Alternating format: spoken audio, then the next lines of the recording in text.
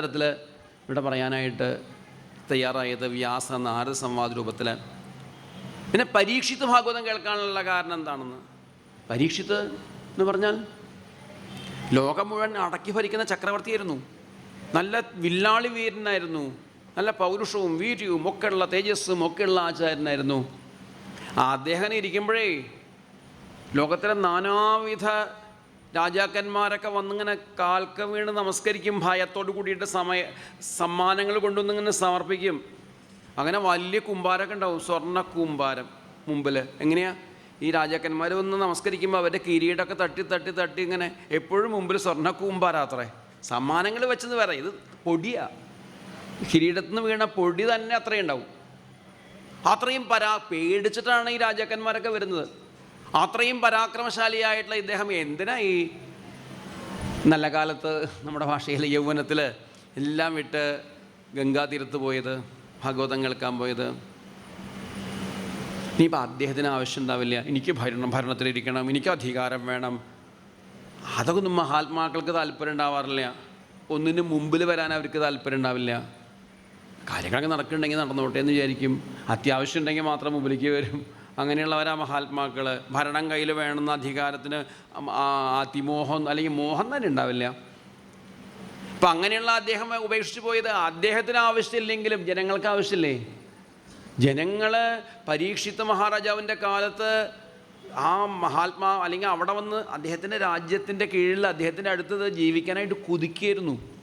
അദ്ദേഹത്തിൻ്റെ മഹത്വം കാരണം ഇത്രയും നല്ലൊരു ഭരണാധികാരിയെ കിട്ടിയത് ഭാഗ്യം. മറ്റുള്ള രാജ്യത്തിലുള്ള ആൾക്കാർ പോലും ഇവിടെ ഒരു ജന്മം കിട്ടിയാൽ മതിയായിരുന്നു. നമ്മുടെ ഭാഷയിൽ പറഞ്ഞ ചില ആൾക്കാരൊക്കെ ഞങ്ങളുടെ നാട്ടിൽ അല്ലെങ്കിൽ തൃശ്ശൂരിലൊക്കെ അല്ലെങ്കിൽ ഗുരുവായൂരിലൊക്കെ സ്ഥലം വാങ്ങിയിട്ടിരുന്നു കഴിഞ്ഞ ഒരു ഇലക്ഷന് മുമ്പ്. അതിന് ഗുണമൊക്കെ ഉണ്ടായി എന്നും ആരോടും പറയണ്ട, രഹസ്യം. അതെന്താ, ഗുരുവായൂരിൽ തൊഴാൻ പോവുക എന്നുള്ള പേര് എളുപ്പമുണ്ടെന്നുള്ള പേരിൽ കോഴിക്കോട്ടു നിന്നും പല ദിക്കുന്നും ആൾക്കാർ വന്നിട്ട് ഗുരുവായൂർ തൃശ്ശൂരിലൊക്കെ ആയിട്ട് ഫ്ലാറ്റ് വാങ്ങി. എന്നിട്ട് എല്ലാ ഇതും ഇങ്ങോട്ട് മാറ്റി. എന്തൊക്കെയാണ് മാറ്റിയത്? ആധാറോ എന്തൊക്കെയാ ഇങ്ങോട്ട് മാറ്റി. എന്നിട്ട് ഇവിടുത്തെ താമസക്കാരാന്ന് പറഞ്ഞു.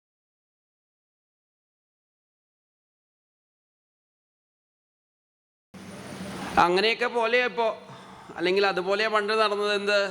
പരീക്ഷത്തിൻ്റെ നാട്ടിലും താമസിക്കാനായിട്ട് മോഹിച്ചുകൊണ്ടിരിക്കുകയായിരുന്നു അന്ന് ജനങ്ങൾ. അത്രയും മഹാത്മാവായിട്ടുള്ള അദ്ദേഹം എന്തിനാ അതൊക്കെ ഉപേക്ഷിച്ചു പോയത് എന്നൊക്കെ ചോദിക്കുമ്പോൾ അതിന് മറുപടിയായിട്ട് ആദ്യം ഭാഗവതം പറയാൻ കാരണം, ശുകമഹർഷി ഭാഗവതം പറയാൻ കാരണം ഭാഗവതത്തിൻ്റെ മഹത്വം തന്നെയാണ്. ആ ഭാഗവത രചനയിലേക്ക് പ്രവേശിക്കുന്നു. ഭഗവാന്റെ അവതാരം ഉണ്ടായി. എത്രയോ അവതാരങ്ങളാണ് ഈ ലോകം മുഴുവൻ ഭഗവാന്റെ അവതാരം എന്ന് പറയാം. അതിൽ പ്രധാനമായിട്ടുള്ളൊരു അവതാരമാണ് കൃഷ്ണദ്വൈപായനായിട്ട് പരാശരൻ്റെയും സത്യവതിയുടെയും പുത്രനായിട്ട് ദ്വീപിൽ ജനിച്ചതുകൊണ്ട് ദ്വൈപായനൻ, കൃഷ്ണൻ എന്ന് പേര്, കൃഷ്ണദ്വൈപായനൻ. അങ്ങനെ വിളിച്ചാൽ അദ്ദേഹം തന്നെ വിളി കേൾക്കില്ല, എന്നെയാണ് നോക്കും. കാരണം അങ്ങനെയല്ല അദ്ദേഹം അറിയപ്പെടുന്നത്. സ്ഥിരമായിട്ട് നമ്മളെ വിളിച്ചുകൊണ്ടുള്ളൊരു പേരുണ്ടെങ്കിൽ ആ പേര് വിളിച്ചാലല്ലേ നമ്മൾ തിരിഞ്ഞു നോക്കുള്ളൂ. നമ്മുടെ ശരിക്കുള്ള പേരൊക്കെ വിളിച്ചാൽ ചിലപ്പോൾ ആരെയാ വിളിച്ചത് ചോദിക്കില്ലേ? അതുപോലെ ആ പരീക്ഷിത്ത് ഈ വേദവ്യാസ മഹർഷി എന്നുള്ള വേദവ്യാസം എന്നൊക്കെ വിളിച്ചാൽ അദ്ദേഹം പോലും വിളി കേൾക്കുള്ളൂ. ഒന്നായി കിടന്നിരുന്ന വേദത്തെ നാലായിട്ട് വിന്യസിച്ചത് കൊണ്ട് അദ്ദേഹത്തിന് വേദവ്യാസം എന്ന പേര് വന്നു. അതിനു മുമ്പ് വേദത്തിന് 4 ഭാഗങ്ങളൊക്കെ ഉണ്ട്. ഇത് ജനങ്ങൾക്ക് ഉപകാരമാവാൻ വേണ്ടിയിട്ട് ഒന്നുകൂടി ഋഗ്വേദം, യജുർവേദം, സമവേദം, അഥർവവേദം എന്നിങ്ങനെ 4ആയിട്ട് വിന്യസിച്ചു. അതിനു മുമ്പും ബ്രാഹ്മണം, ആരണ്യകം, സംഹിത, ബ്രാഹ്മണം, ആരണ്യകം, ഉപനിഷത്ത് എന്നുള്ള ഭേദങ്ങളൊക്കെ ഉണ്ട്. വീണ്ടും ഒന്നുകൂടി ഋഗ്വേദം, യജുർവേദം, സമവേദം, അഥർവവേദം എന്നിങ്ങനെ വിന്യസിച്ചു. അത് 4 ശിഷ്യന്മാരെ പഠിപ്പിച്ചു. പരമ്പരയായിട്ട് നിലനിർത്താൻ വേണ്ടിയിട്ട്. വേദം മുഴുവൻ ഒരാൾക്ക് പറ്റിയില്ലെങ്കിലും ഒരു ഭാഗമെങ്കിലും പഠിച്ചു കഴിഞ്ഞാൽ 4 പേര് കൂടിയാൽ വേദം നിലനിൽക്കുമല്ലോ.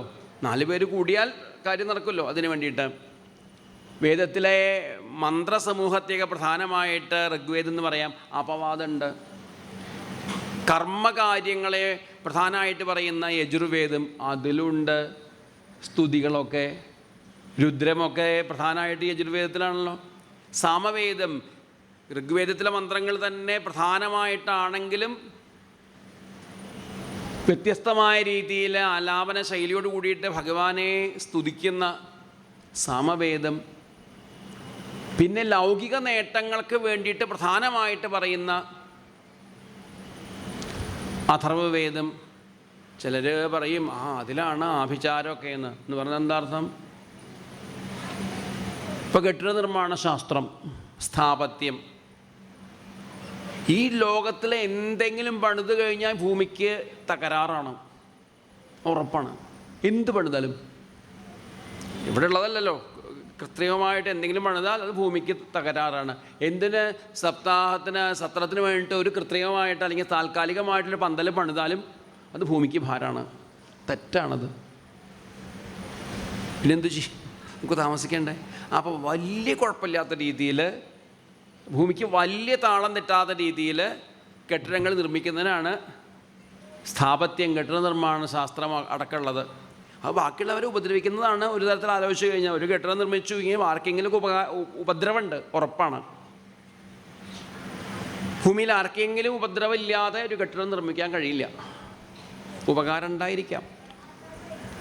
അപ്പം അങ്ങനെ മനുഷ്യൻ്റെ ഉപകാരത്തിന് വേണ്ടിയിട്ട് അങ്ങനെയുള്ള കാര്യങ്ങളൊക്കെ പറയുന്ന അഥർവവേദവും ഒക്കെ നിർമ്മിച്ചു. ഇതൊക്കെ എന്തിനു വേണ്ടിയിട്ട്? ശാശ്വതമായ സമാധാനത്തിന്, മനുഷ്യന് ശാശ്വതമായ സമാധാനത്തിന് വേണ്ടിയിട്ടാണ് ഇതൊക്കെ ഏർപ്പെടുത്തിയിരിക്കുന്നത്. ഓംകാരത്തിൻ്റെയൊക്കെ താല്പര്യം സാധാരണക്കാർക്ക് ബോധ്യമാവാൻ വേണ്ടിയിട്ട് ആ മഹർഷിമാർ കണ്ടെത്തിയ മന്ത്രങ്ങളെയൊക്കെ ജനങ്ങൾക്ക് വേണ്ടിയിട്ട് ഇങ്ങനെയൊക്കെ എഡിറ്റ് ചെയ്തത്. പക്ഷേ അതൊന്നും വേണ്ട പോലെയാവുമെന്ന് അദ്ദേഹത്തിന് തോന്നിയില്ല. പിന്നെ വേദങ്ങളുടെ താല്പര്യം കഥകളിലൂടെ പറഞ്ഞാൽ, വേദമന്ത്രങ്ങളുടെയൊക്കെ പ്രത്യേകത എന്താണ്? ഒരു വാച്യാർത്ഥം ഉണ്ടെങ്കിൽ ലക്ഷ്യാർത്ഥം വേറെയുണ്ട്, ആന്തരികമായിട്ടുള്ള അർത്ഥം വേറെയുണ്ട്. ഒരു വാക്കെടുത്താൽ തന്നെ നമുക്കറിയാലോ, 100 കണക്കിന് അർത്ഥങ്ങളാണ്. ദ്വിജ എന്ന് പറയുന്നത് ബ്രാഹ്മണൻ എന്നർത്ഥം, പല്ലെന്നും അർത്ഥം, രണ്ടോണം പക്ഷിക്കും ദ്വിജ എന്ന് പറയാം. ദ്വിജാളിക്കുള്ള സമ്പന്ന, രണ്ടും നല്ല രണ്ടുപേര് നല്ല പല്ലുണ്ടെങ്കിൽ കൊണ്ട് മാത്രം ഭഗവതിക്ക് പേരിടാൻ പറ്റുന്നു. പിന്നെ വേറെ എന്തൊക്കെ പറയാം? മഹാത്മാക്കളാൽ ഇങ്ങനെ ഭഗവതി നിരന്തരമായിട്ട് പൂജിക്കപ്പെട്ടുകൊണ്ടിരിക്കുന്നവളാന്നുള്ള അർത്ഥത്തിൽ നമുക്ക് ചിന്തിക്കാൻ പറ്റില്ലേ? രണ്ട് നല്ല വരി പല്ലുണ്ട് പറഞ്ഞിട്ട് മാത്രം ചിന്തിക്കാൻ പറ്റില്ലല്ലോ. അപ്പോൾ അതിനെ വേദ അംഗങ്ങളിൽ ഈ പദങ്ങളൊക്കെ അതാത് സ്ഥലത്ത് എങ്ങനെയാണ് ഉപയോഗിക്കേണ്ടതെന്ന് പഠിക്കാനുള്ള ശാസ്ത്രം വേറെയുണ്ട്. ഇതൊക്കെ ആരാ പഠിച്ച് മനസ്സിലാക്കി ഗ്രഹിക്കുക? ഇതൊക്കെ ബോധ്യപ്പെട്ടിട്ടാണ് പുരാണ ഇതിഹാസങ്ങൾ. 5ാമത്തെ വേദമാണ്. നമ്മളൊക്കെ പ്രത്യേകിച്ചും നമ്മുടെ നാട്ടിലൊക്കെ പണ്ട് പറയാതെ അയാൾ 5ാം വേദക്കാരനാണ്. ആരെയാ? വേറെ ഏതാൾക്കാർ? അതൊന്നല്ല. പിന്നെയോ ഇതിഹാസ പുരാണാനി പഞ്ചമോ വേദ ഉച്യത്തെ. ഇതിഹാസ പുരാണത്തിന് 5ാമത്തെ വേദം എന്ന് പറയുന്നത്. നമ്മളൊക്കെ ഇന്ന് 5ാം വേദക്കാരായിട്ട് ഇരിക്കുന്നതെന്ന് ഒരു തരത്തിൽ പറഞ്ഞാൽ, പുരാണം കേട്ടുകൊണ്ടിരിക്കുകയല്ലേ? 5ാം വേദമാണത്. 5ാമത്തെ, അല്ലെങ്കിൽ വേദത്തിന് തുല്യമായിട്ട്, മറ്റുള്ള വേദങ്ങൾക്ക് തുല്യമായിട്ട് നിൽക്കുന്നു ഏത്? ഇതിഹാസ പുരാണങ്ങൾ. ഇതൊക്കെ നിർമ്മിച്ചു. 10-17 പുരാണങ്ങളും മഹാഭാരതം എന്നുള്ള ഇതിഹാസമൊക്കെ നിർമ്മിച്ചിട്ടും വേദവ്യാസ മഹർഷിക്ക് മനസ്സമാധാനം കിട്ടിയില്ല. അദ്ദേഹം ആകെ എന്തോ ചെയ്യേണ്ടത് ചെയ്തു എന്നുള്ള തോന്നലില്ല, കൃതാർത്ഥതയില്ല. അതാണ് പ്രശ്നം. ഒരു കാര്യം ചെയ്തു കഴിഞ്ഞാൽ, ഒരു കർമ്മം ചെയ്തു കഴിഞ്ഞാൽ, അല്ലെങ്കിൽ ഒരു പൂജ കഴിഞ്ഞാൽ, ഒരു പ്രഭാഷണം കഴിഞ്ഞാൽ, അല്ലെങ്കിൽ എന്തെങ്കിലും ഒരു പ്രവൃത്തി കഴിഞ്ഞാൽ അത് നന്നായോ എങ്ങനെ നമുക്കറിയാം? അല്ലെങ്കിൽ എൻ്റെ ഈ പ്രവൃത്തി കൊണ്ട് ഗുരുവായൂരപ്പൻ സന്തോഷിച്ചുവോ എങ്ങനെ അറിയാം? അതിന് ഏറ്റവും നല്ല വഴി നമുക്ക് സന്തോഷമായോ നോക്കിയാൽ മതി. നമ്മുടെ ഹൃദയത്തിലുള്ള ഭഗവാൻ സന്തോഷിച്ചു എങ്കിൽ, നമുക്ക് തൃപ്തിയായി എങ്കിൽ ഗുരുവായൂരപ്പൻ സന്തോഷിച്ചു. ഇദ്ദേഹത്തിന് തന്നെ തൃപ്തി ഉണ്ടായില്ല. അതുകൊണ്ട് കാര്യം ഉറപ്പായി. ഞാൻ ചെയ്ത പ്രവൃത്തി കൊണ്ട് എനിക്ക് തന്നെ തൃപ്തി ഉണ്ടാവുന്നില്ലെങ്കിൽ നാട്ടുകാർക്ക് തൃപ്തി ഉണ്ടാവുമോ? ഇതാണ് അദ്ദേഹത്തിൻ്റെ പ്രശ്നം. അങ്ങനെ വിഷമിച്ചിരിക്കുമ്പോഴാണ് നാരദ മഹർഷി കടന്നു വന്നു. ആ നാരദ മഹർഷിയെ പൂജിച്ച് സ്വീകരിച്ചിരുത്തിക്കൊണ്ട്, നാരദ മഹർഷി എന്താ അങ്ങയുടെ മുഖം കണ്ടാൽ വല്ലാതെ ഉണ്ടല്ലോ, മുഖം മനസ്സിൻ്റെ കണ്ണാടിയാണെന്നൊക്കെ പറയും. മുഖം കണ്ടാൽ തന്നെ മനസ്സിലാവും എന്തോ ഒരു പ്രശ്നമുണ്ടെന്ന്. എന്താ അങ്ങയുടെ പ്രശ്നം പറയൂ. ഞാൻ ലോകത്തിൻ്റെ ശ്രേയസ്സിന് വേണ്ടിയിട്ട് ഒരുപാട് സൽക്കർമ്മങ്ങൾ ചെയ്തു, എനിക്ക് പോലും സമാധാനം ഉണ്ടാവുന്നില്ലെങ്കിൽ പിന്നെ ഇത് വായിക്കുന്നവർക്ക് സമാധാനം ഉണ്ടാവുമോ? ഇതാണ് എൻ്റെ പ്രശ്നം. നാരദ മഹർഷി പറഞ്ഞു, അങ്ങ് വേണ്ട കാര്യം ചെയ്തില്ല, ഇതാണ് അങ്ങയുടെ പ്രശ്നം. അനവധി കാര്യങ്ങൾ ചെയ്തിട്ട് കാര്യമില്ല, വേണ്ട കാര്യം ചെയ്യണം. യഥാധർമാദയശ്ചാർത്ഥാമുനിവര്യാനുകീർത്തിത ന തഥാ വാസുദേവസ്യ മഹിമാഹി അനുവർണിത. ബാക്കിയുള്ള കാര്യങ്ങളൊക്കെ വിസ്തരിച്ച് ധർമാദികളൊക്കെ, ധർമ്മപ്രകരണങ്ങളൊക്കെ എത്ര വിസ്തരിച്ച് പറയുന്നു, അതിനുള്ള കൊടുത്ത ശ്രദ്ധ വാസുദേവൻ്റെ മഹിമ പറയാനായിട്ട് അങ്ങ് വേണ്ട രീതിയിൽ ഉപയോഗിച്ചില്ല. ഇതാണ് പ്രശ്നം. മറ്റുള്ള ആചാരങ്ങളെ അനുഷ്ഠാനങ്ങളെയൊക്കെ പറയാനായിട്ട് എന്ത് ശ്രദ്ധയായിരുന്നു. ബാക്കിയുള്ള പുരാണങ്ങളൊക്കെ ഒന്ന് നോക്കി നോക്കൂ. നമ്മുടെ പുതിയ കുട്ടികളെയൊക്കെ അത് വായിപ്പിച്ചു കഴിഞ്ഞാൽ അവർ ചുറ്റിക്കുറ്റി വട്ട കയറിയും. എന്തുകൊണ്ട്? ചില ഭാഗങ്ങൾ കണ്ടു കഴിഞ്ഞാൽ അതിൽ പറയുന്നുണ്ടാവും, എന്ത് മലമൂത്ര വിസർജനം നടത്താറായാൽ എന്ത് വേണം. ഇപ്പോൾ ആരോടെങ്കിലും പറഞ്ഞിട്ട് വേണം അപ്പോൾ ചെയ്യാനതൊക്കെ. അല്ല, ഇവിടെ നിന്ന് പുറപ്പെടുക, ഇന്ന സ്ഥലത്ത് പോവുക, അവിടെ അതിൽ പറഞ്ഞ പോലെ പറ്റില്ല. ഒന്നാമത് ഇപ്പോൾ സ്വച്ഛ ഭാരതൊക്കെ വന്നിരിക്കുക, അതിനൊക്കെ പ്രത്യേക സ്ഥലങ്ങളുണ്ട്, ടോയ്ലറ്റ് ഉണ്ട്, അവിടെ പോയിട്ട് മലമൂത്ര വിസർജനം നടത്തൂ. അങ്ങനെ ടോയ്ലറ്റ് നിർമ്മിക്കുമ്പോഴും ഇന്ന സ്ഥലത്ത് നിർമ്മിക്കണം നിയമമുണ്ട്, ഇന്ന സ്ഥലത്ത് പോയിട്ട് നിർമ്മിക്കാൻ പാടില്ല, ജലാശയത്തിന് ഇത്ര ദൂരെ വേണമെന്നൊക്കെ കണക്കുണ്ട്. ഇതൊക്കെ തന്നെയാണ് പണ്ട് നമ്മുടെ ഇതിൽ പറഞ്ഞത്. അത് യോജിപ്പിച്ചാൽ നല്ലത്. അത് കഴിഞ്ഞ് മലമൂത്ര വിസർജനം ചെയ്തു കഴിഞ്ഞാൽ ഇന്ന രീതിയിലാണ് ദേഹം ശുദ്ധീകരിക്കേണ്ടത്. മൂത്രവിസർജനം കഴിഞ്ഞാൽ ജലാശയത്തിൻ്റെ അടുത്ത് പോവാം, മണ്ണുരുളിയായിട്ട് പോവുക, എന്നിട്ട് 3 അക്ക് വയ്ക്കുക, എന്നിട്ട് പണ്ടൊക്കെ ഞങ്ങൾ ചെയ്ത കാര്യമായി പറഞ്ഞുകൊണ്ടിരിക്കുന്നത്. അത് കഴിഞ്ഞിട്ട് ഒരു ഭാഗം എടുക്കുക, വൃത്തിയാക്കുക, എന്നെ മൂത്ര ആശയത്തെ അല്ലെങ്കിൽ ലിംഗത്തെയൊക്കെ ശുദ്ധീകരിക്കുക എന്നെ. ഇനി അതല്ല മലവിസർജനം നടത്തിട്ടാണെങ്കിൽ 14 തവണ വേണമെന്ന് മാത്രം. ഇങ്ങനെ മണ്ണുകൊണ്ട് തുടച്ച് വൃത്തിയാക്കുക തന്നെ, വൃത്തിയാവും. പക്ഷെ ഇന്ന് പറ്റുന്ന കാര്യമല്ല. എന്തിന് പെട്ടെന്ന് സപ്താഹം നിശ്ചയിച്ചപ്പോൾ അല്ലെങ്കിൽ സത്രം ഇവിടേക്ക് മാറ്റി കഴിഞ്ഞപ്പോൾ നമുക്ക് ഉള്ള ടോയ്ലറ്റ് തന്നെ വെള്ളമെങ്കിലും കിട്ടിയാൽ മതി എന്നുള്ള നിലയ്ക്കാണ് ഇരിക്കുന്നത്. അങ്ങനെ അത്രയും വെള്ളത്തിന് ദൗർലഭ്യമുണ്ട്. അനവധി പേര് വന്നു കഴിഞ്ഞാൽ അതിനുള്ള സൗകര്യം പെട്ടെന്ന് കണ്ടെത്താനൊക്കെ ബുദ്ധിമുട്ടുണ്ട്. മണ്ണൊന്നും കിട്ടിയില്ലെങ്കിലും മണ്ണൊക്കെ കിട്ടാനുണ്ടാവും, സമയത്തിന് കുറച്ച് വെള്ളം കിട്ടിയാൽ മതി, വേറെ ഒന്നും വേണ്ട എന്നൊക്കെ പറയാറില്ലേ. അപ്പം അങ്ങനെയുള്ള ആചാരങ്ങളും അനുഷ്ഠാനങ്ങളും ഒക്കെ ശ്രദ്ധ കൊടുക്കാതിരിക്കുക തന്നെ നല്ലത്. ഭാഗവതം തന്നെ പറയുന്നുണ്ട്. ഇനി ശുദ്ധി അശുദ്ധികളെക്കുറിച്ച് പറയുന്ന സമയത്ത് ഗുണം എന്താ ദോഷം എന്താന്ന് പറയുമ്പോൾ ആചാരങ്ങളെക്കുറിച്ച് അമിതമായിട്ട് ചിന്തിക്കലാണ് ദോഷം. പിന്നെയോ ആചാരങ്ങളെക്കുറിച്ച് അധികം ചിന്തിക്കാതെ ഭഗവാനെ സ്മരിക്കല ഗുണം.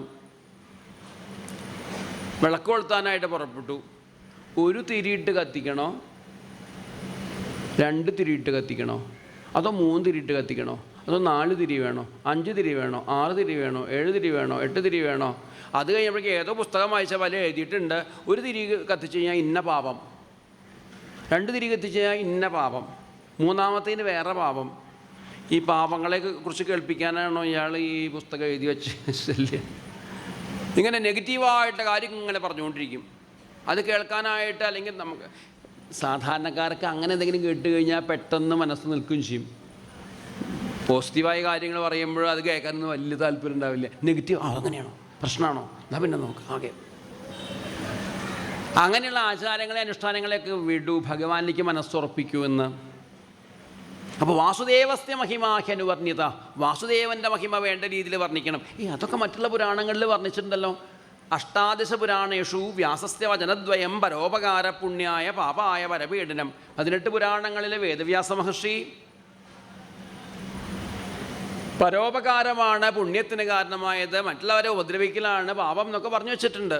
ആ 18 പുരാണങ്ങളിലൊക്കെ ഭഗവത് കഥകളൊക്കെ പല പുരാണത്തെ വേദവ്യാസ മഹർഷി എഴുതിയെന്നൊക്കെ പറഞ്ഞ് വിഷ്ണു പുരാണം വായിച്ചു കഴിഞ്ഞാൽ അത് എഴുതിയേക്കണത് പരാശര മഹർഷിയാണ്. പിന്നെന്താ അങ്ങനെ പറഞ്ഞത്? സാറില്ല, അച്ഛനും മകനും ഒക്കെ നമുക്ക് ഒന്നായി കണക്കാക്കാം. അച്ഛൻ പറഞ്ഞത് വേണമെങ്കിൽ മകൻ്റെ അക്കൗണ്ടിലും മകൻ പറഞ്ഞത് അച്ഛൻ്റെ അക്കൗണ്ടിലൊക്കെ ഇടാൻ കുഴപ്പമില്ല. നമ്മളും പതിവില്ലേ, എൻ്റെ അക്കൗണ്ടിൽ ഇട്ടുണ്ട്, അതാ മകൻ്റെ അക്കൗണ്ടിൽ ഇട്ടാൽ മതി, തിരിച്ചു.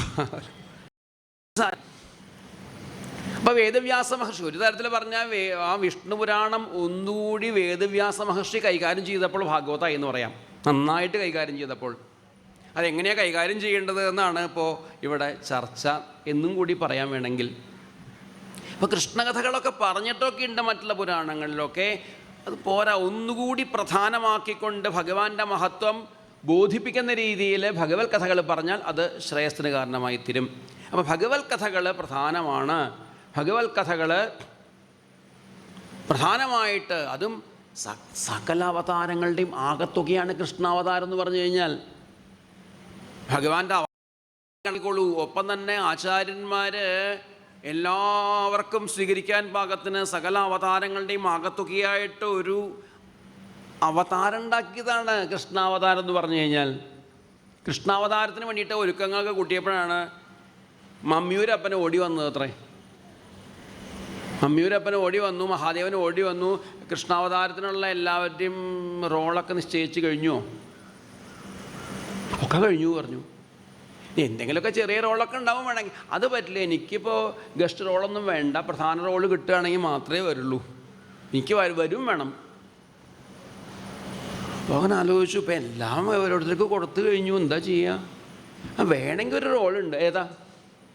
മുരളിയായിട്ട്, വേണുവായിട്ടുള്ള റോള് വേണമെങ്കിൽ അത് ഒഴിവുണ്ട്, അത് മതി.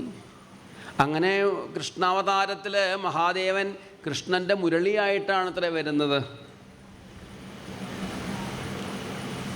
അതിലൂടെയാണ് ലോകത്തെ മുഴുവൻ തന്നിലേക്ക് ആകർഷിക്കുന്ന ദിവ്യമായിട്ടുള്ള വേണുഗാനം ചെയ്യുന്നത്.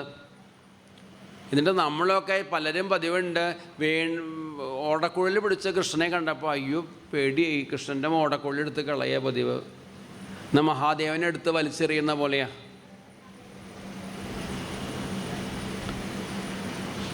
അതുപോലെ തന്നെ ഭാഗവതമായിട്ട് ശ്രീമദ് ഭാഗവതാഖ്യോയം പ്രത്യക്ഷ കൃഷ്ണയേവഹി, ഭാഗവതമായിട്ടുള്ള ഭഗവാന്റെ അവതാരം വന്നപ്പോൾ മഹാദേവൻ തന്നെയാണ് ശുകമഹർഷിയായിട്ട് വന്നിരിക്കുന്നത്.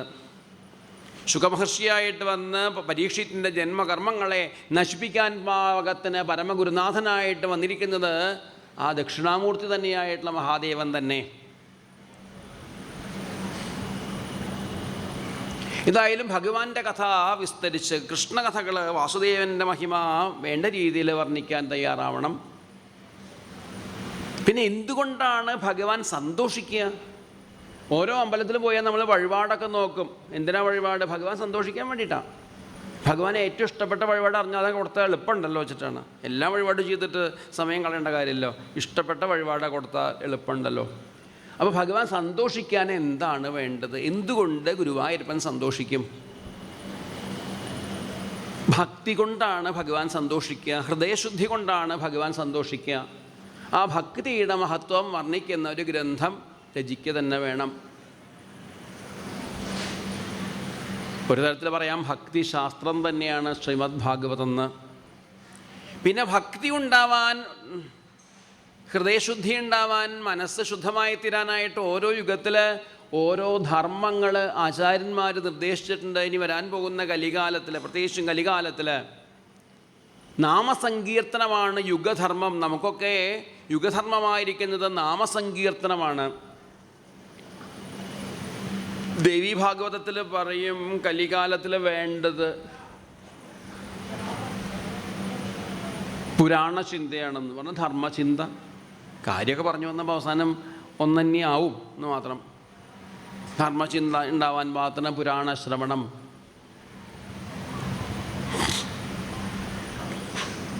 ഇപ്പം നാമസങ്കീർത്തനം തന്നെയാണ് പ്രധാനമായിട്ടുള്ള യുഗധർമ്മം കലിയുഗത്തിൽ. അതിൻ്റെ മഹത്വം വർണ്ണിക്കണം. അപ്പോൾ ഭഗവാന്റെ കഥകൾ, അതുപോലെ തന്നെ ഭഗവാന്റെ ഭക്തിയുടെ മഹത്വം. ഭക്തി ഇല്ലെങ്കിൽ, ഭക്തി ഉണ്ടാവാൻ നാമസങ്കീർത്തനം പ്രധാനമായ ഒരു അനുഷ്ഠാനം തന്നെയാണ്. ഇനി ഭക്തി ഇല്ലെങ്കിൽ ബാക്കിയൊക്കെ വ്യർത്ഥമായി തീരുകയാണ്. ഒരു ഗ്രന്ഥം ഏറ്റവും ഗംഭീരമായിക്കോട്ടെ, ചിത്രപദങ്ങളെ കൊണ്ടും ഒക്കെ പവിത്രമായതായിക്കോട്ടെ, പക്ഷേ അതിൽ ഭഗവാന്റെ മഹിമയെ വർണ്ണിക്കുന്നില്ലെങ്കിൽ, അച്യുതഭാവ വർജിതമാണെങ്കിൽ, ഭക്തിയെ വർദ്ധിപ്പിക്കുന്നതല്ലെങ്കിൽ അതിനെ സജ്ജനങ്ങൾ തിരിഞ്ഞു നോക്കുന്നില്ല. നിഷ്കാമകർമ്മയോഗമായിക്കോട്ടെ, പരിശുദ്ധമായ ജ്ഞാനമായിക്കോട്ടെ, ന ശോഭത്തെ ജ്ഞാനം അലം നിരഞ്ജനം, അതും ശോഭിക്കുന്നില്ല ഭക്തിയില്ലാതെ. പിന്നെ ബാക്കിയുള്ള കാര്യങ്ങളുടെ കാര്യം പറയാനുണ്ടോ? ലൗകികമായ കഥകളുടെ കാര്യം പറയാനുണ്ടോ? നിഷ്കാമ കർമ്മയോഗമോ അല്ലെങ്കിൽ പരിശുദ്ധമായ ജ്ഞാനം പോലും ഭക്തി ഇല്ലാതെ ശോഭിക്കുന്നില്ലെങ്കിൽ പിന്നെ ലൗകിക കഥകളുടെ കാര്യം പറയാനുണ്ടോ? ഭക്തിക്ക് അത്രയും പ്രാധാന്യമുണ്ട്. അതുപോലെ നാമസങ്കീർത്തനത്തിന് അത്രയും പ്രാധാന്യമുണ്ട്. നാമസങ്കീർത്തനം നാമാന്യനന്ദസ്യേ ശോങ്കിതാനിയൽ ശൃണ്വന്തി ഗായന്തി ഗൃണന്തി സാധവ. ഭഗവാന്റെ നാമങ്ങളുടെ പ്രത്യേകത എന്താണ്? യശോങ്കിതാനിയൽ നാമാന്യനന്ദസ്യ യശോങ്കിതാനിയൽ ശൃണ്വന്തി ഗായന്തി ഗൃണന്തി സാധവ. ഭഗവാന്റെ മഹിമ അതിൽ അടയാളപ്പെടുത്തിയിട്ടുണ്ട്. അതാണ് ഭഗവാന്റെ നാമത്തിന് മഹിമ. ഒരിക്കലും ഒരു ഭാഗവത ആചാര്യന്മാർ, കുറച്ച് പേര് 25ഓളം ആചാര്യന്മാർക്ക് വേണ്ടിയിട്ട് ഒരു ക്യാമ്പ് നടന്നുകൊണ്ടിരിക്കുകയാണ്. അതൊരു പ്രസിദ്ധനായിട്ടുള്ളൊരു ഭാഗവത ആചാര്യൻ വന്നു. അദ്ദേഹം വലിയ വ്യാകരണ പണ്ഡിതനാണ്.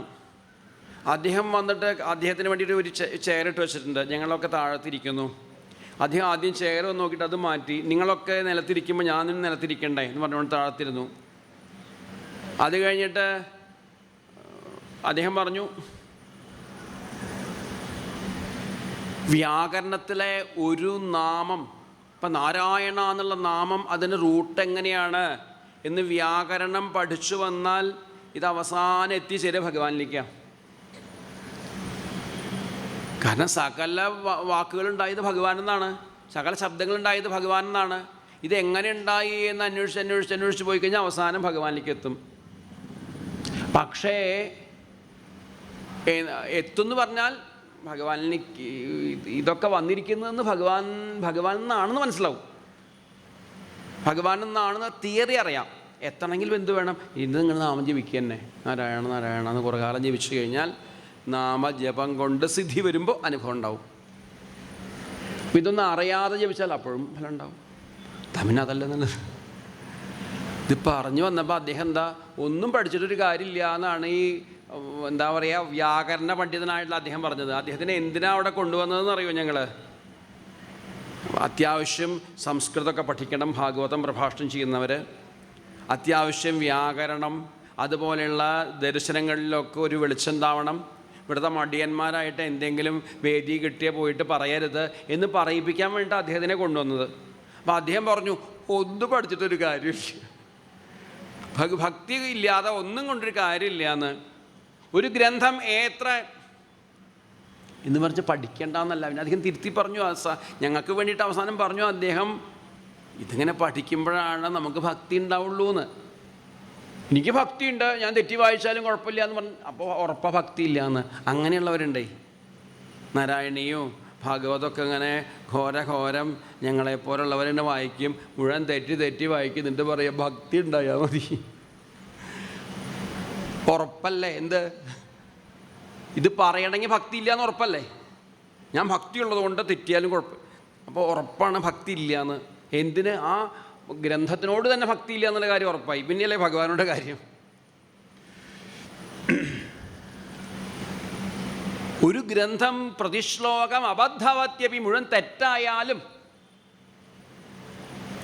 ഇടയിൽ ഭഗവാന്റെ മഹിമയെ, ഭഗവാന്റെ തിരുനാമങ്ങളെ ജപിക്കുന്നുവെങ്കിൽ ചിലപ്പോൾ ആ വരി പൂർത്തീകരിക്കാൻ വേണ്ടിയിട്ട് എവിടെയെങ്കിലും നാമം വെച്ചതായിരിക്കാം. എന്നാലും അതിനെ സജ്ജനങ്ങൾ സ്വീകരിക്കുന്നു, അതിനെ കേൾക്കുന്നു, അതിനെ അനുസന്ധാനം ചെയ്യുന്നു, അതിനെ സ്വീകരിക്കുന്നു. ചിലപ്പോൾ അങ്ങനെ പ്രഭാഷണം നടത്തിക്കൊണ്ടിരിക്കുമ്പോഴാണ് എന്തൊക്കെയോ പറഞ്ഞു പോയി എവിടുന്നാ പറഞ്ഞു തുടങ്ങിയെന്ന് ഓർമ്മയില്ലാണ്ടേ. കേൾക്കുന്നവർക്ക് ഇപ്പോൾ ചിലപ്പോൾ പ്രശ്നമൊന്നും ഉണ്ടായി, പറയുന്ന ആളൊക്കെ ടെൻഷനാവും. ഒരു കാര്യം ഇങ്ങനെ പറഞ്ഞുകൊണ്ടിരിക്കുമ്പോഴാണ് അതിൻ്റെ ഉപകഥയായിട്ട് ഒരു കാര്യം ഇങ്ങനെ വേറൊരു കാര്യം ഇങ്ങനെ ഉദാഹരണമായിട്ട് പറഞ്ഞ് വന്ന് കുറച്ച് കഴിയുമ്പോഴേക്കും എവിടുന്നാണ് തുടങ്ങിയെന്നുള്ള കാര്യം മറന്നുപോയി. ഞാനിപ്പോൾ എവിടെയാണ് പറഞ്ഞു നിർത്തിയേ സംശയമായി. പക്ഷേ അങ്ങനെയൊന്നും ചോദിച്ചു കഴിഞ്ഞാൽ ശരിയാവില്ല എന്ന് അറിയാം. അതുകൊണ്ട് ചില സൂത്രങ്ങളൊക്കെ കയ്യിൽ വെച്ചിട്ടുണ്ട്. അപ്പോഴാണ് കൃഷ്ണ കൃഷ്ണ മുകുന്ദ ജനാർദ്ദന കൃഷ്ണ ഗോവിന്ദ നാരായണ ഹരേ അച്യുതാനന്ദ ഗോവിന്ദ മാധവ വാസുദേവ. ഉറക്കെ ചെല്ലൂ. കൃഷ്ണ കൃഷ്ണ മുകുന്ദ കൃഷ്ണ ഗോവിന്ദ നാരായണ ഹരേ അച്യുതാനന്ദ ഗോവിന്ദ മാധവ വാസുദേവ. ഓർക്കെ കൃഷ്ണ കൃഷ്ണ മുകുന്ദ കൃഷ്ണ ഗോവിന്ദ നാരായണ ഹരേ അച്യുതാനന്ദ ഗോവിന്ദ മാധവ വാസുദേവ. ഓർമ്മ ഒന്നും എവിടുന്ന പറഞ്ഞു നിർത്തിയെന്നേ. അതൊന്നും മറന്നു പോയപ്പോഴാണ് തിരിച്ചു പിടിക്കാൻ വേണ്ടി ഒരു നാമൊക്കെ ജപിച്ചത്. തിരിച്ചു വന്നാൽ അപ്പോൾ ഭക്തി, അതുപോലെ ഭഗവാന്റെ കഥകൾ, ഭഗവാന്റെ നാമസങ്കീർത്തനത്തിനൊക്കെ മഹത്വം ഉള്ളൊരു ഗ്രന്ഥം രചിക്കണമെന്ന്. ഇപ്പം 2 ഗുണമുണ്ടായി. ഒന്ന് നാമം ജപിക്കാൻ പറ്റി, അങ്ങനെയെങ്കിലും നാമം ജപിച്ചുല്ലോ. രണ്ടാമത് ഞാൻ മറന്നുപോയിട്ടുള്ള കാര്യം എനിക്ക് തിരിച്ചെടുക്കാൻ പറ്റി. മൂന്നാമത് ചിലരൊക്കെയെങ്കിലും ഉറക്കമൊക്കെ ഒന്ന് പോയി കിട്ടി. നല്ല സാമ്പാറായിരുന്നു, ഒപ്പം തന്നെ അവിയലും അതെ, ഉപ്പേരി അതെ, പപ്പടവും മോരും രസമൊക്കെ കൂടിയിട്ട് എന്തൊരു സുഖമായിരുന്നു. അല്ല ഇതുവരെ എന്ത് സുഖമായിരുന്നു എന്ന്. ഇപ്പോൾ സുഖമൊക്കെ കുറച്ച് പോയി എന്ന് പറഞ്ഞപ്പോൾ നാമം ജപിച്ചപ്പോൾ ഉള്ള സുഖം മുഴുവൻ പോയി എന്നാണോ? അങ്ങനെയല്ല. പണ്ട് ബ്രഹ്മാവ് ഒരു സ്തുതിയൊക്കെ ചെയ്തിട്ടുണ്ടത്ര. എന്താ? ഭഗവാന്റെ മുമ്പിൽ സൃഷ്ടിക്കാനായിട്ട് പുറപ്പെട്ടപ്പോൾ ക്ഷണഭംഗ നിദ്ര. ആൾക്കാർ ഇങ്ങനെ സൃഷ്ടിച്ചു കഴിഞ്ഞാൽ ആൾക്കാർ കർമ്മപ്രാരബ്ധത്തിൽ പെട്ട് ഇങ്ങനെ വട്ടം തിരിയില്ലേ, രാത്രി മുഴുവൻ ഉറക്കമില്ലാത്തവരായിട്ട് മാറില്ലേ എന്നുള്ള സങ്കടമൊക്കെ ഉണ്ടായി. അതുകൊണ്ടാണോ നഷ്ടമില്ലേ? ഇപ്പോൾ ഇതിൻ്റെ ഉള്ളിലേക്കാണ് കാല് വെച്ചാൽ എവിടുന്നോ ഉറക്കം വന്നതെന്നറിയില്ല.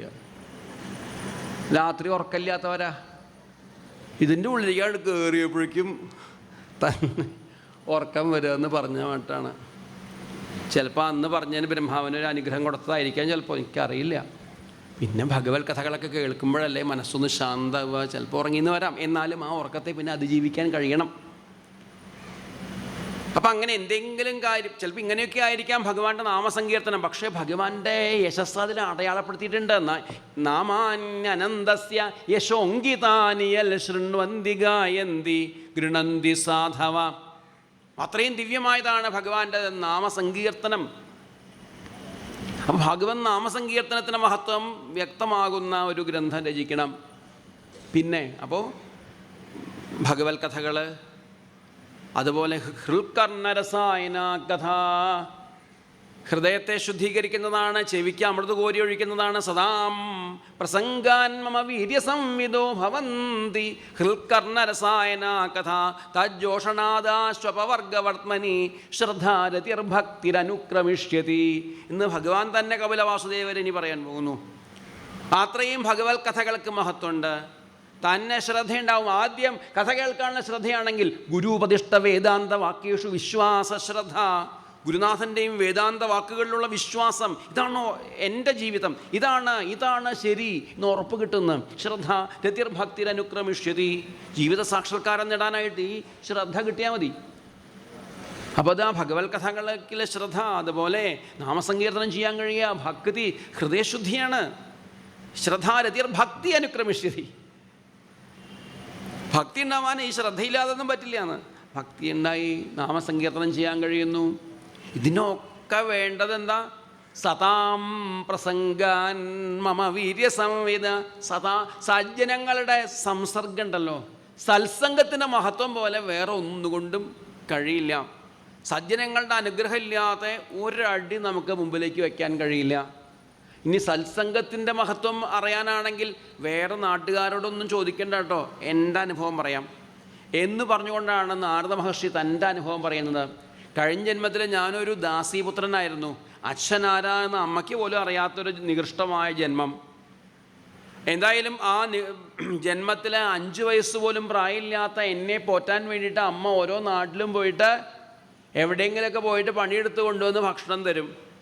ഇപ്പം ഇവിടെ ഇപ്പോൾ എന്തെങ്കിലും പരിപാടി ഉണ്ടെങ്കിൽ ഇവിടെ എനിക്ക് ജോലി ഉണ്ടാവും, എൻ്റെ അമ്മയ്ക്ക് ജോലി ഉണ്ടാവും, എനിക്ക് ഭക്ഷണം കിട്ടും. ഇവിടുത്തെ പരിപാടി കഴിഞ്ഞാൽ പിന്നെ വേറെ എവിടേക്കെങ്കിലും പോകേണ്ടി വരും. അങ്ങനെ നാട് തെണ്ടി നടക്കുകയായിരുന്നു. അതിൻ്റെ ഇടയിലാണ് ഒരു ഭാഗ്യം ഉണ്ടായത് എൻ്റെ അമ്മയ്ക്ക് എനിക്കും. എന്താ? കസ്യാശ്ചന വേദവാദിനാം, ചില വേദവാദികളായിട്ടുള്ള മഹാത്മാക്കളുടെ ഗ്രാമത്തിൽ പോയിട്ട് താമസിക്കാനുള്ള ഒരു ഭാഗ്യം ഉണ്ടായി. എന്തുകൊണ്ട്? അവിടെ ഇഷ്ടംപോലെ ജോലിയുണ്ടായി. യാഗങ്ങൾ, ഹോമങ്ങൾ, യജ്ഞങ്ങളൊക്കെ ധാരാളം നടക്കും. അതിനൊക്കെ ഇഷ്ടം പോലെ ജോലി എടുക്കാൻ ആൾക്കാർ ആവശ്യമുണ്ട്. എൻ്റെ അമ്മ അവിടെ ചെന്നു ജോലി എടുക്കുന്നു. ഞാനും ഇടയ്ക്ക് പറ്റുന്ന പോലെയൊക്കെ അമ്മയ്ക്ക് എന്തെങ്കിലും അണ്ണാരക്കണ്ണനും ആയതുപോലെ സഹായിക്കും. അങ്ങനെ എനിക്ക് ഏറ്റവും വലിയ ഭാഗ്യം എന്താ? കാലത്ത് എണീറ്റ് കഴിഞ്ഞാൽ വേദമന്ത്രങ്ങൾ ഇങ്ങനെ കേൾക്കാം. ഭദ്രം കർണേഭിശൃണുയാമദേവ ഭദ്രം പശ്യേമാക്ഷഭിര്യജത്ര. എന്താ വേദമന്ത്രങ്ങളിലൊക്കെ പറഞ്ഞുകൊണ്ടിരിക്കുന്നത്? ചെവി കൊണ്ട് നല്ലത് കേൾക്കാറാവണേ, കർണം കൊണ്ട് കണ്ണുകൊണ്ട് നല്ലത് കാണാറാവണേ, നല്ല മാധ്വീർന്ന സന്തോഷധി, എൻ്റെ വാക്കുകൾ തേനൂർന്നവയായി തീരട്ടെ. ഇങ്ങനെ പല മന്ത്രങ്ങൾ ഇങ്ങനെ ജപിക്കുന്നുണ്ട് അവർ. അത് അർത്ഥം മനസ്സിലായിട്ടോ മനസ്സിലാവാതെയോ അതിന് കേട്ട് ഒരു ഹൃദയശുദ്ധി ഉണ്ടാവാൻ കാരണമായി തീർന്നു. അങ്ങനെ ഇരിക്കുന്നു. സൽക്കർമ്മങ്ങളിലൊക്കെ ധാരാളമായിട്ട് പങ്കെടുത്ത് അവിടുത്തെ പ്രസാദം കഴിക്കാനൊക്കെ ഭാഗ്യമുണ്ടായി. കുറച്ച് കഴിഞ്ഞപ്പോൾ അതിനേക്കാളും വലിയൊരു ഭാഗ്യം ഗുരുവായൂരപ്പൻ നൽകി. അതെന്താ? കുറച്ച് സജ്ജനങ്ങളെ കണ്ടുമുട്ടാനുള്ള ഭാഗ്യം ഉണ്ടാക്കി തന്നു. ചില സന്യാസിമാർ ചാതുർമാസം അനുഷ്ഠിക്കാനായിട്ട് ആ ഗ്രാമത്തിൽ എത്തിച്ചേർന്നു. അപ്പോൾ താമസം ഏർപ്പാട് ചെയ്തത് അവിടെയുള്ള പ്രഭുവിൻ്റെ ഗൃഹത്തിലാണ്. അവിടെ താമസ സൗകര്യമൊക്കെ ഏർപ്പാട് ചെയ്തു കൊടുത്തു ഈ മഹർഷിമാർക്ക്. അപ്പോൾ അദ്ദേഹത്തിനാണെങ്കിൽ ഒരു മഹാത്മാക്കൾ കടന്നു വന്നപ്പോൾ എന്നൊന്നില്ലാത്ത പരിഭ്രമായി. ഇവരെ വേണ്ട രീതിയിൽ ശുശ്രൂഷിക്കണ്ടേ? മഹാത്മാക്കൾ കടന്നു വന്നിട്ട് അവരെ വേണ്ട രീതിയിൽ ശുശ്രൂഷിക്കാൻ കഴിഞ്ഞില്ലെങ്കിൽ ഗുണത്തിനേക്കാളും കൂടുതൽ ദോഷം ഉണ്ടാവുക. അപ്പം അതുകൊണ്ട് അങ്ങനെയൊന്നും അബദ്ധം പറ്റരുതെന്ന് വിചാരിച്ചുകൊണ്ട് അതൊക്കെ വേണ്ട പോലെയാക്കി തീർക്കാനായിട്ട് അങ്ങനെ അന്വേഷിക്കുമ്പോഴാണ് 5 വയസ്സായിട്ടുള്ള എന്നെ അവർ പിടികൂടി. എനിക്ക് അത്യാവശ്യം പ്രാപ്തിയൊക്കെ ഉണ്ടെന്ന് അറിയാം. അതുകൊണ്ട് കാര്യപ്രാപ്തിയൊക്കെ ഉള്ള എന്നെ പിടിച്ചു കൊണ്ടുപോയി. എന്നിട്ട് പറഞ്ഞു, ഈ ഗുരുനാഥന്മാരുടെ കൂടെ സന്യാസിമാരുടെ കൂടെ എപ്പോഴും ഉണ്ടാവണം, അവർ ഇവിടെ ഉള്ളിടത്തോളം കാലം കൂടെ ശുശ്രൂഷിച്ചുകൊണ്ട് അടുത്തുണ്ടാവണം എന്ന് പറഞ്ഞാൽ എന്നെ കൊണ്ട് പറ്റുന്ന കാര്യങ്ങൾ ചെയ്യാൻ വേണ്ടൂ. അവരെന്തെങ്കിലും വേണമെന്ന് പറഞ്ഞ് എടുത്ത് കൊടുക്കുക, കണ്ടറിഞ്ഞ് ചെയ്യാം. ഇനി അതല്ല വല്ലതും പറഞ്ഞാൽ ഞാൻ കൊണ്ടുകൊടുക്കാൻ പറ്റുകയാണെങ്കിൽ ഞാൻ നേരിട്ട് കൊണ്ടുവന്ന് കൊടുക്കാം. എന്നെ കൊണ്ട് പറ്റില്ലെങ്കിൽ വേറെ ആരെങ്കിലും വിളിച്ചാൽ അത് ഏർപ്പാട് ചെയ്ത് കൊടുക്കുക. ഇതാണ് എൻ്റെ ജോലി. അതിനുള്ള പക്വതയൊക്കെ എനിക്കുണ്ടെന്ന് മനസ്സിലാക്കിയിട്ടാണ് എന്നെ ആ ജോലി ഏൽപ്പിച്ചത്. എനിക്ക് ഒട്ടും ഇഷ്ടമുള്ള കാര്യമൊന്നുമില്ല. അപ്പോൾ ഇത് അവരൊക്കെ ചെയ്തു കൊടുക്കേണ്ട കാര്യമൊന്നും ആദ്യം ഇതിപ്പോൾ ഒട്ടും ഇഷ്ടമുള്ള കാര്യമൊന്നുമല്ലാന്ന്, എന്നാലും വേണ്ടി വന്നു. ആദ്യത്തെ പ്രശ്നം എന്തായിരുന്നു? കാലത്ത് നേരത്തെ എണീക്കണം. പറ്റുന്ന കാര്യമാണോ? എനിക്കിഷ്ടമല്ല, പക്ഷേ വേണ്ടി വന്നു. എവിടെയെങ്കിലുമൊക്കെ യജ്ഞത്തിന് പോയിട്ട് കാലത്ത് 6 മണിക്കെന്ന് പറഞ്ഞിട്ട് നമ്മൾ അതിന് മുമ്പ് ചെന്നില്ലെങ്കിൽ മോശമല്ലേ? അതുകൊണ്ട് വേണമല്ലോ എന്ന് വിചാരിച്ച് എണീക്കേണ്ടി വന്നു കാലത്ത്. അങ്ങനെ കാലത്ത് എണീക്കൽ, അവർ വരുമ്പോഴേക്കും കുളിച്ചു വരണം. പൂജയ്ക്കും ഹോമത്തിനും അതിനുള്ള യജ്ഞത്തിന് വേണ്ടിയിട്ടുള്ള എല്ലാം ഒരുക്കി കൊടുക്കണം.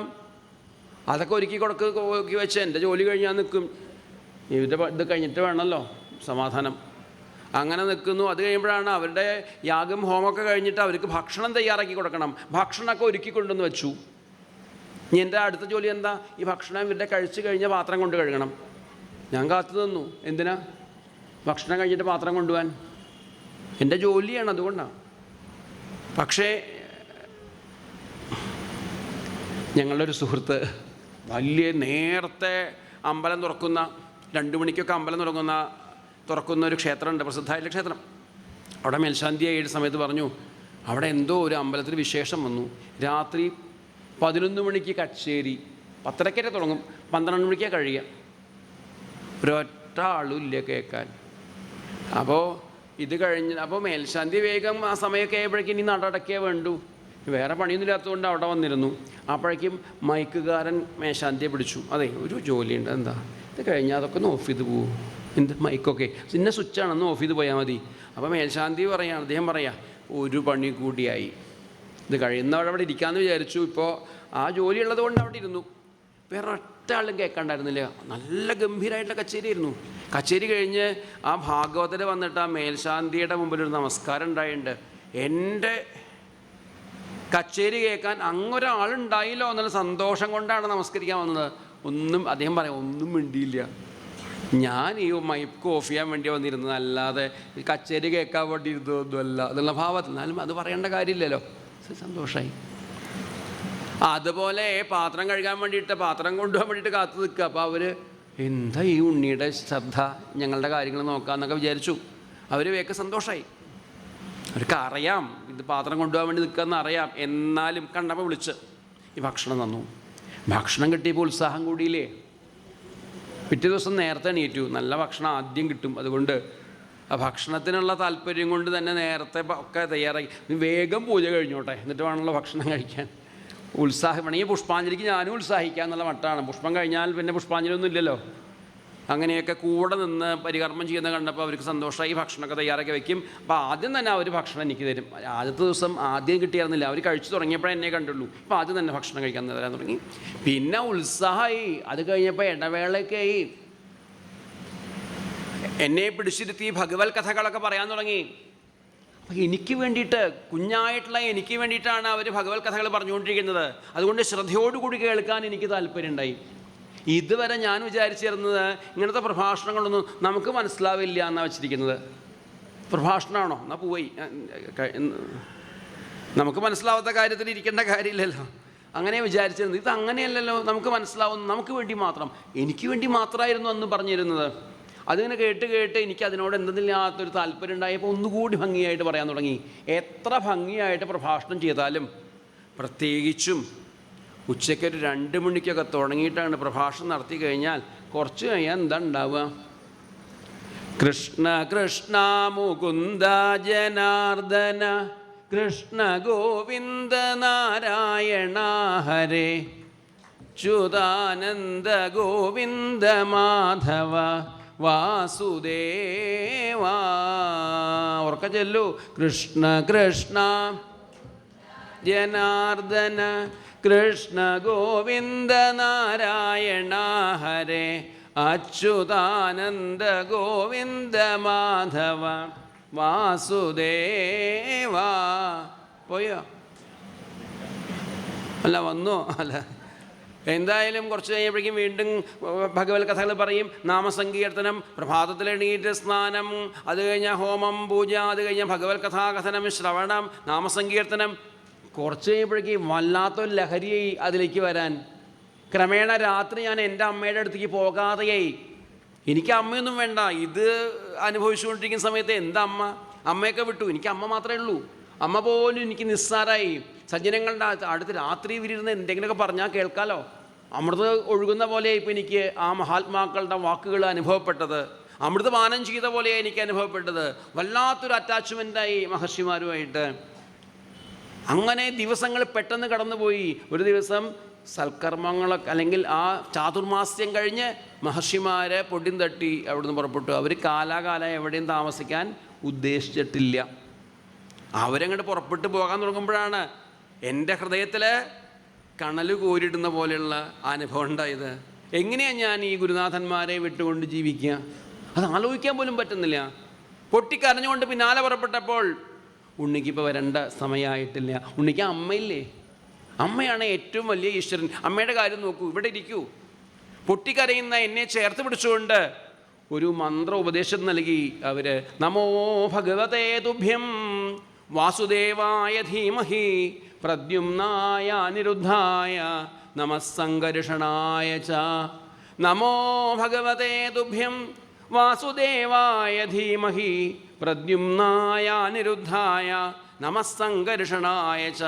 ആ മന്ത്രദീക്ഷയാണ് എന്നെ പിന്നെ ജീവിക്കാനായിട്ട് പ്രേരിപ്പിച്ചത്. അതുകൊണ്ടാണ് ഞാൻ ആ വിരഹം സഹിച്ചുകൊണ്ട് അവിടെ നിന്നത്.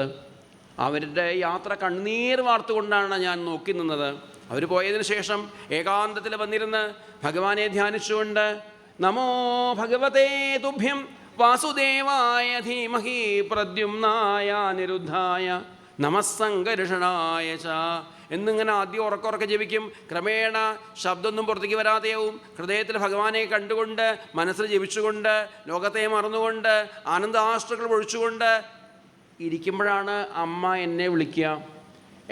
എന്നെ വിളിക്കുന്നത് വിളി കേട്ട് ഞാൻ ഞെട്ടി ഉണർന്ന അമ്മയുടെ അടുത്ത് ഓടിച്ചെന്നു. അമ്മ എന്തിനാ എന്നെ വിളിച്ചത്? ഉണ്ണി എവിടെയാണെന്ന് അറിയാൻ വേണ്ടി വിളിച്ചതാണ്. സങ്കടം വരും. വീണ്ടും വന്ന് എല്ലാം മറന്നുകൊണ്ട് നമോ ഭഗവതേ തുഭ്യം വാസുദേവായ ധീമഹി പ്രദ്യുമ്നായ അനിരുദ്ധായ നമസ്സംകർഷണായ ച. അതിങ്ങനെ ആദ്യം ഉച്ചത്തിലാവും ജപിക്കുക. ക്രമേണ ക്രമേണ ക്രമേണ ശബ്ദം പുറത്തേക്ക് വരാതെയാവും. എല്ലാം മറന്നുകൊണ്ട് ഭഗവാനെ ഹൃദയത്തിൽ തന്നെ കണ്ടുകൊണ്ട് നമോ ഭഗവതേ തുഭ്യം വാസുദേവായ ധീമഹി പ്രദ്യുമ്നായ അനിരുദ്ധായ നമസ്സംകർഷണായ ച എന്നിങ്ങനെ മനസ്സിൽ ജപിച്ചിങ്ങനെ മൗനിയായിട്ട് മാറുമ്പോഴാണ് അമ്മയുടെ വിളി വീണ്ടും കേൾക്കുക. കുറച്ച് കഴിയുമ്പോഴേക്കും എനിക്ക് ശല്യം ചെയ്ത് അമ്മയുടെ വിളി. ഈ അമ്മ ഇല്ലായിരുന്നുവെങ്കിൽ എന്ന് പോലും ചിന്തിച്ചു പോയി. എൻ്റെ പ്രാർത്ഥന ഉടനെ ഭഗവാൻ സഫലമാക്കി തീർത്തു. ഉടനെയാണ് അമ്മ പശുവിനെ കറക്കാൻ പോയ അമ്മ പാമ്പ് കടിച്ച് മരിച്ചു വീഴുന്നത്. അമ്മയുടെ മരണം കണ്ടപ്പോൾ പൊട്ടിക്കരഞ്ഞുകൊണ്ട് മാറത്ത് വീണ് കരഞ്ഞു. എനിക്ക് വേറെ ആരുമില്ല. അങ്ങനെ പൊട്ടിക്കരയുന്ന സമയത്താണ് പെട്ടെന്ന് എനിക്ക് ബോധോദയം ഉണ്ടായത്. ഇത് കരയേണ്ട സമയമൊന്നുമല്ല. എൻ്റെ യാത്രയ്ക്ക് തടസ്സമായിട്ട് എൻ്റെ യാത്രയ്ക്ക് ഭഗവാന്റെ അടുത്തേക്കുള്ള യാത്രയ്ക്ക് തടസ്സമായിട്ടുള്ള അമ്മയെ ഭഗവാൻ വിളിച്ചതാണ് എന്ന് ഉറപ്പിച്ചുകൊണ്ട് എല്ലാം ദുഃഖവും വലിച്ചെറിഞ്ഞുകൊണ്ട് ഇത് അനുഗ്രഹം മന്യമാന പ്രാതിഷ്ഠം ദിശിമുത്തരാം അനുഗ്രഹം മന്യമാന. ഇത് അനുഗ്രഹമാണ്. എന്തിന്? അമ്മയുടെ മരണം പോലും അനുഗ്രഹമാണെന്ന് ബോധ്യപ്പെട്ടുകൊണ്ട് അങ്ങനെ യാത്ര ചെയ്യും വടക്കോട്ട്. ഭാഗവതം കേൾക്കാനായിട്ട് എങ്ങോട്ട് തിരിഞ്ഞിരിക്കുക വേണ്ടത്? ഒന്നുകിൽ വടക്കോട്ട്. ഭാഗവതം പറയാനായിട്ട് ഏറ്റവും നല്ലത് വടക്കോട്ട് തിരിഞ്ഞിരിക്കുകയാണ്. ഇവിടെ വന്നിട്ട് ഇനി വടക്കോട്ട് തിരിഞ്ഞ് നിന്നാൽ നടക്കുമോ? അല്ല, ഏത് ദിക്കും വടക്കായിട്ട് ശ്രേഷ്ഠ ഉത്തര ദിക്കാക്കി മാറ്റിയാണ് വേണ്ടത്. നിസ്സാരമായ കാര്യങ്ങൾക്ക് വേണ്ടിയിട്ടാവരുത് ഭഗവത് കഥകൾ പറയേണ്ടത് കേൾക്കേണ്ടത് എന്ന്.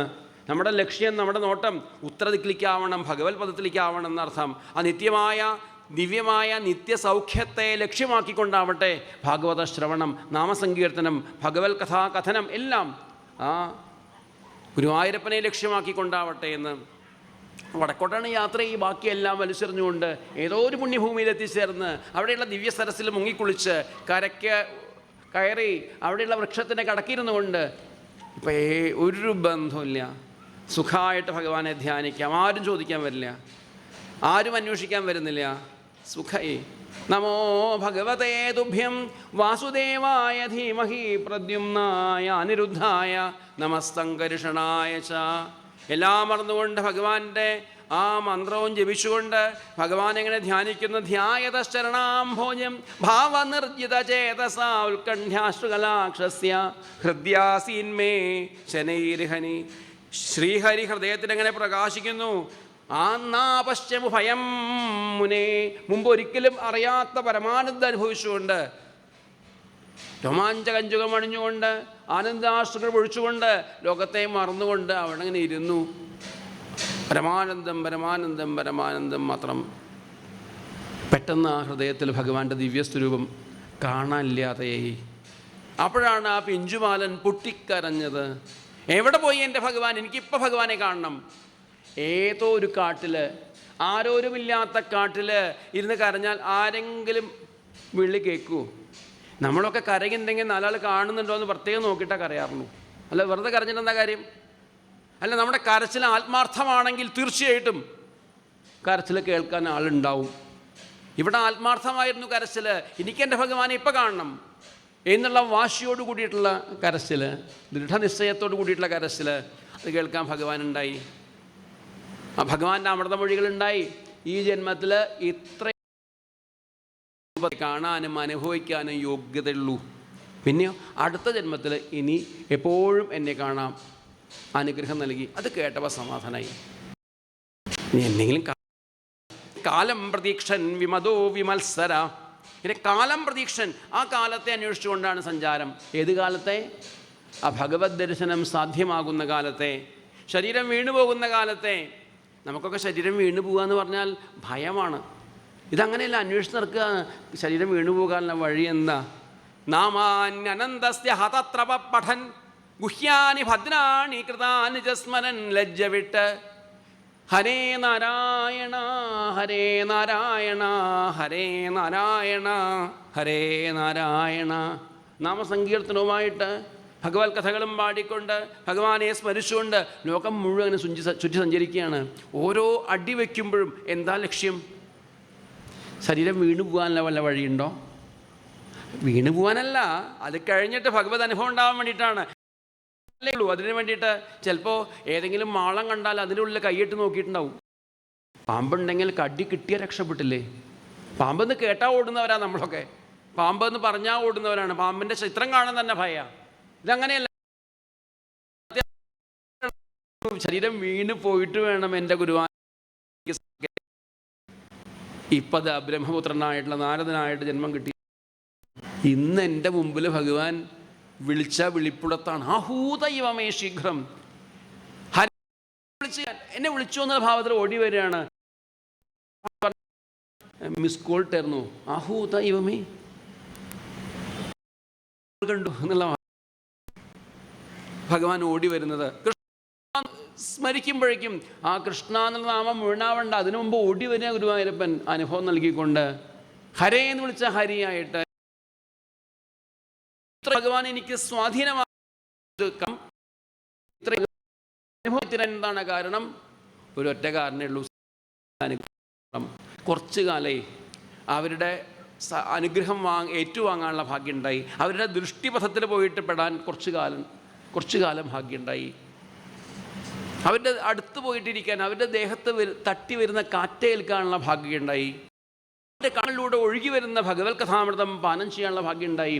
ഉച്ഛിഷ്ടലേപാനനുമോദിതോ ദ്വിജയി, അവർ കഴിച്ചതിൻ്റെ ബാക്കി കഴിക്കാനുള്ള ഭാഗ്യമുണ്ടായി. അഥവാ അവരുടെ കണ്ഠങ്ങളിലൂടെ ഒഴുകി വരുന്ന ഭഗവത് കഥാമൃതം പാനം ചെയ്യാനുള്ള ഭാഗ്യമുണ്ടായി. ഇതാണ് എൻ്റെ ക്വാളിഫിക്കേഷൻ. ഇതൊന്ന് ഇങ്ങനൊരു ക്വാളിഫിക്കേഷൻ ഉണ്ടെങ്കിൽ ഭാഗവതം കേൾക്കാനും ഭഗവാനെ സ്വന്തമാക്കി തീർക്കാനും ഒക്കെ കഴിയുന്നു ബോധിപ്പിക്കുന്ന ഒരു ഗ്രന്ഥം അങ്ങ് രചിച്ചു കഴിഞ്ഞാൽ അങ്ങേക്ക് സമാധാനം കിട്ടും. അപ്പോൾ സത്സംഗത്തിൻ്റെ മഹത്വം പ്രധാനമായിട്ട്. പിന്നെ ഇതെല്ലാം കൂട്ടിച്ചേർത്താണല്ലോ ഭാഗവധർമ്മം എന്ന് പറയുക. എല്ലാ കർമ്മങ്ങളും ഭഗവത്പരമാക്കി തീർക്കുന്ന ഭാഗവധർമ്മം. ഇതൊക്കെ ബോധിക്കണമെങ്കിൽ സത്സംഗത്തിലൂടെ കഴിയുന്ന ഭാഗവധർമ്മം എന്ന് പറഞ്ഞാൽ ഒരു കർമ്മമല്ലേ? കർമ്മം എന്ന് പറഞ്ഞാൽ നമ്മളെ കൊടുക്കുന്നതല്ലേ? ഏത് കർമ്മം ചെയ്താലും ദുഃഖം വേണ്ടി വരിച്ചാൽ ഭാഗവതധർമ്മം ചെയ്താലും ദുഃഖം വേണ്ടി ഉണ്ടാവില്ല.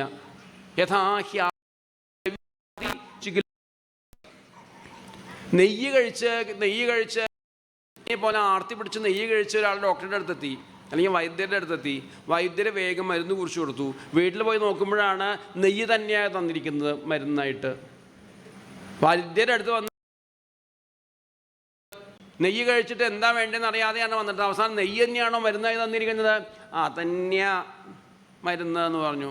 ആ നെയ്യ് മരുന്നായിട്ട് കഴിച്ചപ്പോൾ അസുഖം മാറുന്ന പോലെ നമ്മുടെ കർമ്മങ്ങളിൽ നിന്ന് മോചനം കിട്ടാൻ ഓരോ കർമ്മങ്ങളും ഭഗവത്പരമാക്കി തീർത്തുകൊണ്ട് ഭാഗവധർമ്മമാക്കി തീർത്തുകൊണ്ട് അനുഷ്ഠിക്കുമ്പോൾ എല്ലാ കർമ്മ പ്രാരബ്ധത്തിൽ നിന്നും നമുക്ക് മോചനം കിട്ടും എന്ന് ബോധ്യമാവണമെങ്കിൽ സത്സംഗത്തിലേക്ക് വരണമെന്ന്. അങ്ങനെയാണ് വേദവ്യാസ മഹർഷിക്കും ശരിയാണ് ബോധ്യമായി. ഇതേപോലെ ഒരു ഗ്രന്ഥം രചിക്കുകയാണ് വേണ്ടത്. ഇന്ന് ബോധ്യമാക്കി രചിച്ച ഗ്രന്ഥമാണ് ശ്രീമദ് ഭാഗവതം. 18 പ്രതിമകൾ നിർമ്മിച്ചു ഒരു ശില്പി എന്ന് വിചാരിക്കുക. 18 പ്രതിമകൾ നിർമ്മിച്ചിട്ട് ഒരു ശില്പത്തിന് കൊടുത്താൽ എന്തുണ്ടാവും?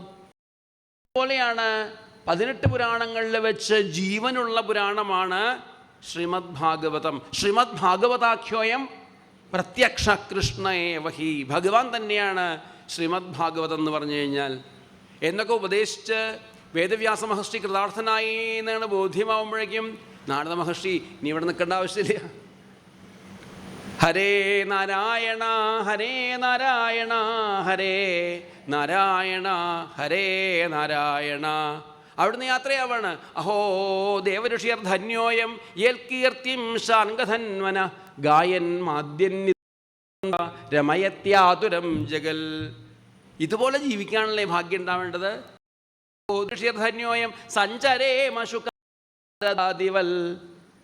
ഇതുപോലെ ഒരു ടെൻഷനും ഇല്ലാതെ എവിടെയൊക്കെ ജനങ്ങൾ ദുഃഖിക്കുന്നുണ്ടോ അവിടെയൊക്കെ ചെന്ന് അവരുടെ ദുഃഖം ആനന്ദമത്തന്മാരായിട്ട് തീർക്കുന്ന ഈ ധന്യജീവിതമല്ലേ നയിക്കേണ്ടത് എന്നൊക്കെ നമ്മളെ ബോധിപ്പിക്കുന്ന രീതിയിൽ നാരദ മഹർഷിയെ നമസ്കരിക്കാം.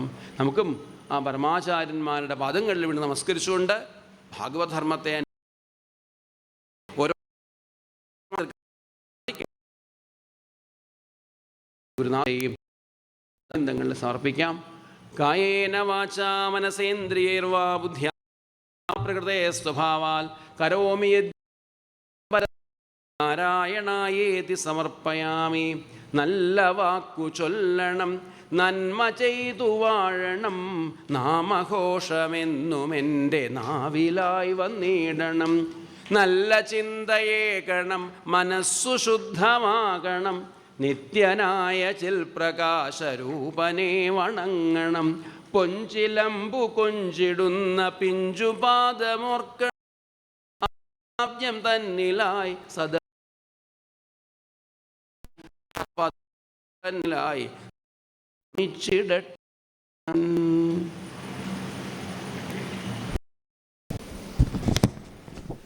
41ാമത് അഖില ഭാരത ഭാഗവത സത്രത്തിൽ ഭക്തിയുടെ ഉദാത്ത തലങ്ങളിലേക്ക് നാരദമുനിയുടെ ജീവചരിത്രത്തിലൂടെ നമ്മെ നയിച്ച ഭാഗവതാചാര്യൻ ബ്രഹ്മശ്രീ മിഥുനപ്പള്ളി വാസുദേവൻ നമ്പൂതിരി അവർക്ക് ഭാഗവത സത്ര സമിതിയുടെ സ്നേഹ ഉപഹാരം തിരുവിതാംകൂർ ദേവസ്വം ബോർഡിൻ്റെ PRO ആയിരുന്ന ശ്രീ ഏർക്കുന്നം രാമൻ നായർ അവർ സമർപ്പിക്കും. വാസുദേവൻ കഴിഞ്ഞാൽ പിന്നെ സോമൻ എന്നാണ്. സൂര്യവംശത്തിൽ ജനിച്ച ശ്രീരാമചന്ദ്ര ഭഗവാനും ചന്ദ്രവംശത്തിൽ ജനിച്ച ശ്രീകൃഷ്ണ ഭഗവാനും പൊന്മണി പരമ്പരയിലെ കണ്ണിയാണ് ശ്രീ ശ്രീകണ്ഠേശ്വരം സോമവാര്യർ. ആലുവയിലെ പ്രശസ്തമായ ഇളവൂർ ദേവീക്ഷേത്രത്തിന് സമീപം ജനിച്ച് ഭാഗവത ധർമ്മം പ്രചരിപ്പിക്കുന്ന ഭാഗവത ഉത്തമനായ ആചാര്യൻ ശ്രീ ശ്രീകണ്ഠേശ്വരം സോമവാര്യർ അവരുകളെ വളരെ സന്തോഷത്തോടെ സ്നേഹത്തോടെ ആദരവോടെ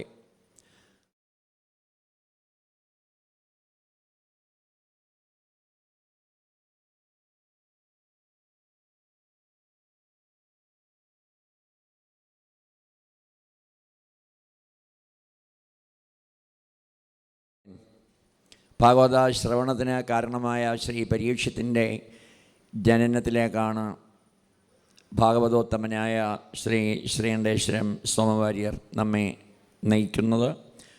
ഭക്തിയോടെ സ്നേഹത്തോടെ ആദരവുകളോടെ നമുക്ക് ശ്രീകണ്ഠേശ്വരം സോമവാര്യർ അവരുടെ വാക്കുകൾ ശ്രവിക്കാം.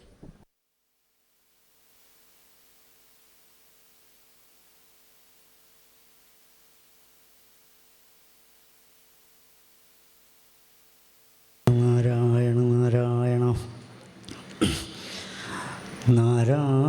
നാരായണ നാരായണ നാരായണ നാരായണ നാരായണ നാരായണ നാരായണ നാരായണ നാരായണ നാരായണ നാരായണ